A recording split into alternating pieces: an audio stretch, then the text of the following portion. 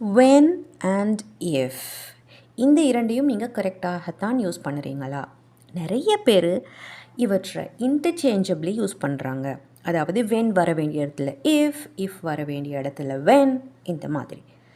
So அவை எங்கே use பண்ணப்படணும், அவற்றோட meanings என்ன, இதை நீங்கள் தெரிஞ்சிருந்தால் கரெக்டாக யூஸ் பண்ணிக்கொள்ளலாம். isn't it? ஸோ இன்றைய லெசனில் நாங்கள் பார்க்க போகிறது when versus if. Welcome everyone to the class. Let's get started. See this example sentence. Call me when you arrive.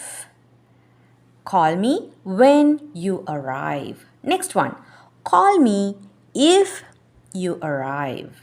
Call me if you arrive. So இவை இரண்டுக்கும் என்ன difference? Okay, let's see first. Call me when you arrive என்பது நீங்கள் வந்தடைந்ததும் கால் பண்ணுங்க. நீங்கள் வந்தடைந்ததும் கால் பண்ணுங்க. அதாவது நீங்கள் வந்து அடைதல் என்ற அந்த ஆக்ஷன் கண்டிப்பாக நடக்கும் என்றது உங்களுக்கு தெரியும். ஸோ அது எப்போ நடக்குதோ அந்த டைமில் கால் பண்ணுங்க என்று சொல்லப்படுது. Call me when you arrive.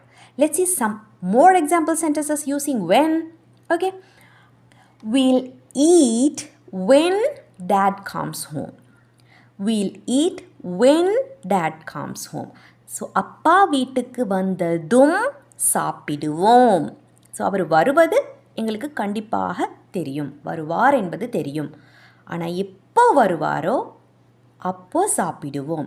We'll eat when dad comes home. When the rain stops, we'll go outside. When the rain stops, we'll go outside. When கூட சேர்ந்து வரக்கூடிய அந்த இன்சிடெண்ட் கண்டிப்பாக நடக்கும் என்பது எங்களுக்கு தெரிஞ்சிருக்கணும். கண்டிப்பாக நடக்கும், ஆனால் எப்போ என்று தெரியாது. அது நடந்ததும் அடுத்த ஆக்ஷனை செய்வோம் என்பது தான் வென்னோட யூசேஜ். மழை நின்றதும் வெளியே போவோம். When the rain stops, we'll go outside. Okay, now move on to if. Call me if you arrive. Call me if you arrive. நீங்கள் வந்தடைந்தால் கால் பண்ணுங்க. வந்தடைந்தால். ஸோ வருவாரா இல்லையா என்பது கன்ஃபார்ம்டு இல்லை, ஷுவராக எங்களுக்கு தெரியாது. பட் சப்போஸ் வந்தால் கால் பண்ணுங்கள். வந்தால் கால் பண்ணுங்கள். ஸோ இஃப் கூட நீங்கள் எந்த மாதிரி விஷயத்தை சேர்க்கணும்? கன்ஃபார்ம்டு இல்லை, நடக்குமா நடக்காதா என்று. நடந்தால் என்று சொல்வது தான் if. See some more example sentences. If it rains, we'll stay home. If it rains, we'll stay home. So மழை பெய்யுமா இல்லையா என்பது தெரியாது. பெய்தால் நாங்கள் வீட்டில் இருப்போம். If she calls me, I'll tell her. அவள் எனக்கு ஃபோன் செய்தால் நான் சொல்கிறேன். If she calls me, கால் செய்தால், செய்வாளா இல்லையா என்பது கன்ஃபார்ம்டு இல்லை. சப்போஸ் செய்தால் நான் அவளிடம் சொல்கிறேன். If you see Ravi, tell him to call me. If you see Ravi, நீங்கள் ரவியை பார்த்தால் எனக்கு கால் பண்ண சொல்லுங்கள். If you see Ravi, tell him to call me. So ரவியை நீங்கள் பார்ப்பீங்களா இல்லையா என்பது கன்ஃபார்ம்டு இல்லை. சப்போஸ் பார்த்தால் எனக்கு ஃபோன் பண்ண சொல்லுங்கள். If you see Ravi, tell him to call me.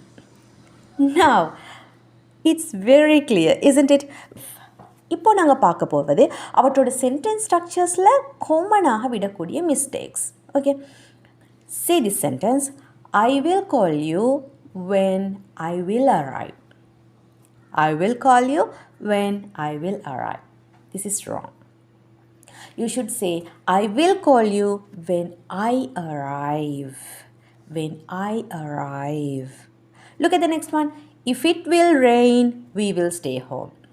Wrong. If it rains, we will stay home. Now, இங்கே என்ன மிஸ்டேக்னு பாருங்க.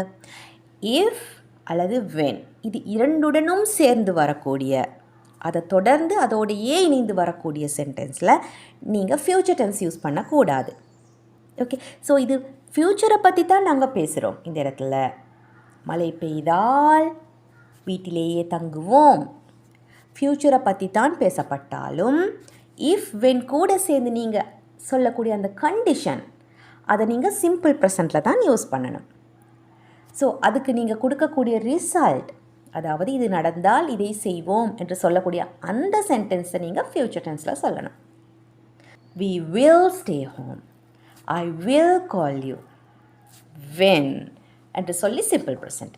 If என்று சொல்லி simple present. When I arrive, I will call you. If it rains, we will stay home. Now, look at the last recap. You finish the work, call me. So இந்த இடத்துல நீங்கள் when use பண்ணினா என்ன meaning, if use பண்ணினா என்ன meaning? Let's see it. When you finish the work, call me. அதாவது நீங்கள் ஒர்க்கை முடிப்பீங்க அப்படின்றது எங்களுக்கு தெரியும். ஆனால் எப்போ முடிப்பீங்களோ அப்போது கால் பண்ணுங்கள். When you finish the work, வேலையை முடித்ததும் கால் பண்ணுங்கள். If you finish the work, call me. நீங்கள் வேலையை முடித்தால் கால் பண்ணுங்கள். ஸோ நீங்கள் வேலையை முடிப்பது uncertain. ஓகே, ஸோ முடித்தால் கால் பண்ணுங்கள். ஸோ வென்னிற்கு செய்ததும் என்ற மீனிங்கை நீங்கள் கொடுக்கணும். இஃப்க்கு செய்தால் என்ற மீனிங்கை கொடுக்கணும்.